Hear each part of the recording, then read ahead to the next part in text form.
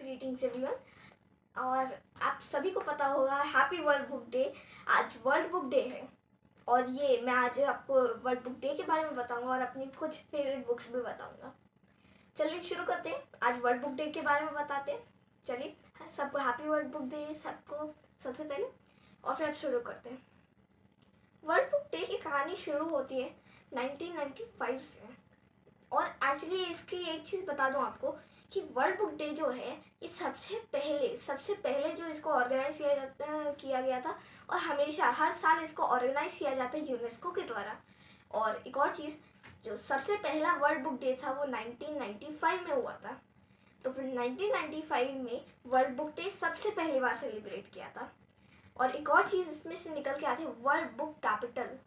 World book capital क्या होता है?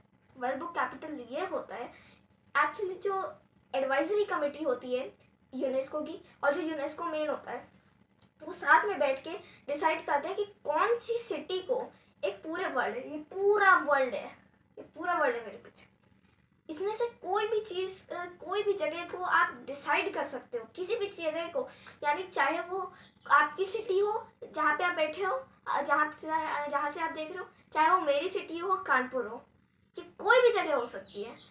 मतलब ये कोई भी जगह हो सकती है, कोई नहीं जानता। सबसे पहले पता है आपको कहाँ हुआ था? सबसे पहले स्पेन में। ये स्पेन है ग्रीन कलर का, स्पेन की कैपिटल है मैड्रिड। 2001 में first world book capital decide की गई थी। और आप सोच रहे होंगे वर्ल्ड बुक कैपिटल, अच्छा इंडिया में नहीं हो सकता, इंडिया में तो लोग इतने इलिटरेट हैं, लोगों के पास ये नहीं है वो नहीं है, लोग इतना जानते भी नहीं है। आपको पता होना चाहिए 2001 में शुरू हुआ था वर्ल्ड बुक कैपिटल का ये प्रथा, एक तरीके से प्रथा। और 2003 में 2 साल के बाद जो तीसरी वर्ल्ड बुक कैपिटल थी वो हमारी राजधानी, हमारी कैपिटल न्यू दिल्ली थी। आपको शायद ये ना पता हो, तो फिर आपको अपने नेशन के लिए प्राउड होना चाहिए। सोचिए यूनाइटेड नेशंस के अंदर काम करने वाली यूनेस्को ने हमारे कैपिटल को भी चुना था इस समय पे।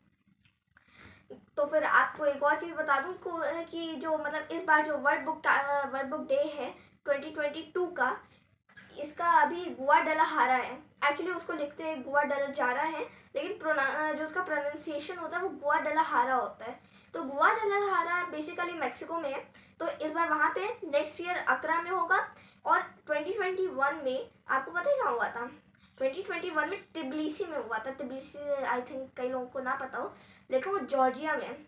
अब इंटरनेशनल रिलेशंस में भी आपने उतना नहीं सुना होगा, अगर आप पढ़ते हैं तो फिर आप अगर रेगुलर वाले हैं इंटरनेशनल रिलेशंस के जो मतलब एक्सपर्ट हैं, तो फिर आपको पता होगा तिब्लिसी जॉर्जिया में है, जो जॉर्जिया की कैपिटल है।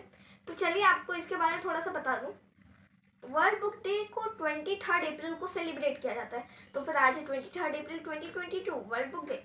तो फिर वर्ल्ड बुक डे 23 अप्रैल को ही क्यों, बताइए?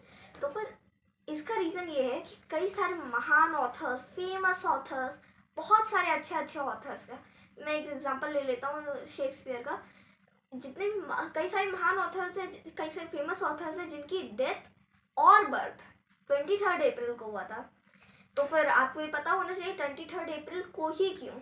ओके, तो फिर एक तो ये है। और वर्ल्ड बुक डे हम लोग मतलब एक्चुअली अब आप बोल रहे हैं कि ये कुछ ही कंट्री सेलिब्रेट करती होंगी और ज़्यादा तो नहीं करती हूँ। आपको ये पता होना चाहिए जितनी भी यूनाइटेड नेशंस की मेंबर कंट्रीज हैं, चाहे वो यूएसए हो, चाहे वो मॉन्टेनिग्रो हो, चाहे वो इंडिया हो, चाहे वो रशिया हो, चाहे चाइना हो, मंगोलिया, जितने भी यूनाइटेड नेशंस की मेंबर स्टेट्स हैं, या फिर मतलब स्टेट्स और कंट्रीज एक ही होते हैं, मतलब वो थोड़ा सा उसमें नहीं जाऊँगा, बाद में कभी बताऊँगा आपको, एक पूरा लेक्चर लेके आऊँगा तो उसमें बताऊँगा। तो फिर जितने भी मेंबर स्टेट्स हैं यूनाइटेड नेशंस की, उन सब को वर्ल्ड बुक डे सेलिब्रेट करना होता है और उन सभी कंट्रीज में होता है। और जैसा कि सबसे इम्पॉर्टेंट बात, मेरी क्या फेवरेट बुक्स हैं, तो फिर मैं कुछ अपनी फेवरेट बुक्स दिखाता हूँ आपको। मेरी एक तो नहीं है, लेकिन बहुत सारे। ज्ञान कभी ये छोटा नहीं हो सकता, नॉलेज कभी भी छोटी आप कंप्रेस नहीं कर सकते, वो बढ़ती जाएगी। अगर आप सोचो कि आप आइंस्टीन बन चुके हो, आप गलत हो, आपसे भी कोई ज़्यादा ज्ञानी पर्सन है। तो फिर सबसे पहली बुक, इसका मैं आपको नाम बताता हूँ, अलियानी। तो फिर ये बुक है This is by Jonna Berry. She was a London based writer. और आपको इस अहिल्या बाई पोएम, इन्होंने एक पोएम के रूप में लिखी थी, अहिल्याञ्जलि इस बुक का नाम है। और इसका आपको बता दूं, इसकी मतलब मैं आपको इसकी एक इम्पॉर्टेंट चीज़ बताना चाहूँगा। जैसे मैंने कोई भी रैंडम पेज उठाया, तो फिर ये देखिए, ये है इस बुक का। अब एक तरफ इसमें आप देख सकते हैं कि एक तरफ इंग्लिश है, एक तरफ मराठी है और एक तरफ हिंदी है। ये इस बुक की इम्पोर्टेंस है।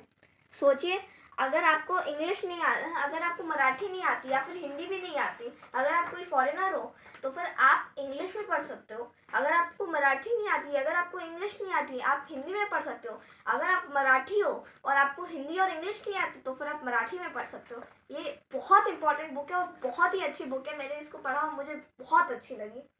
तो फिर एक तो ये बुक है अहिल्याञ्जलि नाम से, और एक बुक है अर्जुन देव और इंदिरा अर्जुन देव ने साथ में लिखी थी, हिस्ट्री ऑफ द वर्ल्ड। तो फिर ये हम लोगों को the history of the world history के बारे में बताती है। बहुत ही अच्छी बुक है वर्ल्ड हिस्ट्री के लिए, जिन लोगों को वर्ल्ड हिस्ट्री अच्छी लगती है। कॉलोनियलिज्म के बारे में बताती है, जैसे अफ्रीका का कॉलोनियल मैप है। तो फिर मतलब ऐसी कई सारी चीज़ों के लिए ये बुक बहुत अच्छी लगी मुझे, क्योंकि आप अर्जुन देव को जानते होंगे, क्योंकि वो कई सारी क्लास 9, 10, 11, 12 की NCERTs में उन्होंने लिखी है। तो बहुत अच्छी बुक है, आई रियली लाइक इट। इसके बाद एक बुक है, और ये मैं सच बता रहा हूँ, ये मुझे बहुत अच्छी लगी, cultural history of the Holkar state.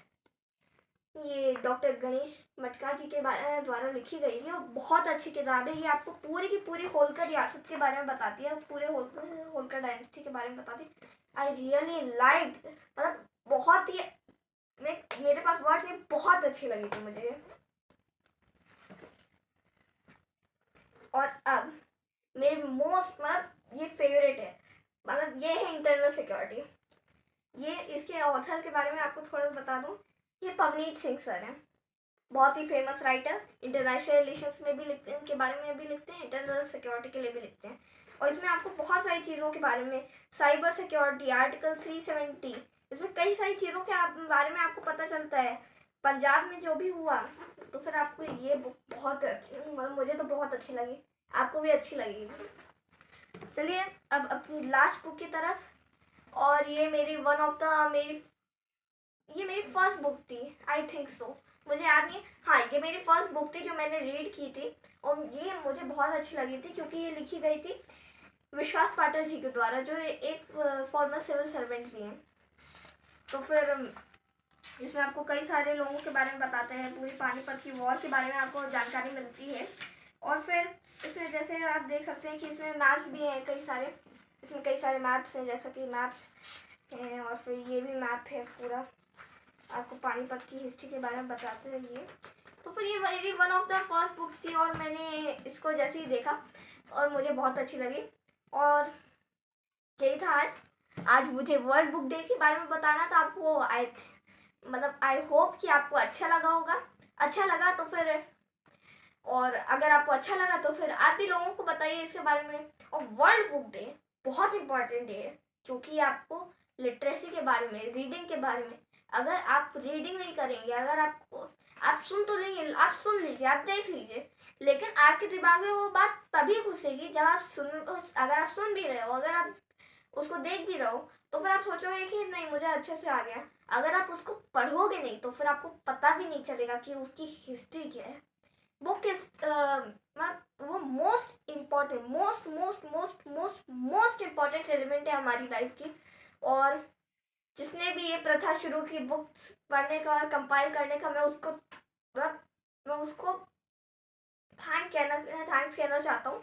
और फिर चलिए आज इतना ही, मतलब ये बहुत ही छोटा वीडियो था। ये छोटा वीडियो मैंने आपके लिए बनाया कि ताकि आपको वर्ल्ड बुक डे के बारे में पता चले। और ये एक चीज़ मैंने एक वीडियो बनाया, लेकिन आप भी एक वर्ल्ड बुक डे के रिगार्डिंग एक वीडियो बनाई और अपनी भी फेवरेट बुक्स दिखाई उसमें। तो फिर आज के लिए थैंक यू, जय हिंद।